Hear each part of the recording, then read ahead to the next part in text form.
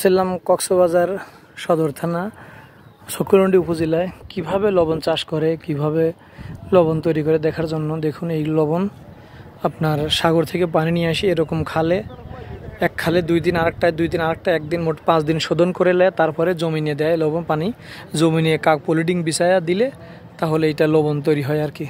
দেখুন এই যে সেই লবণ, এটা এই যে যেমন এটা শোধন করে এই যে দিছে, এটাই আপনার এটা হয়তো কালকে পরশুর ভিতরে লবণ হয়ে যাবে, কালকের ভিতরে পরশুদিন উঠায় ফেলবে এটা। এই যে এটা লবণ হয়ে গেছে অলরেডি দেখুন। তাই আপনারা অবশ্যই আমার ভিডিওটা দেখলে লাইক, কমেন্ট এবং শেয়ার করে দিবেন ইনশাআল্লাহ।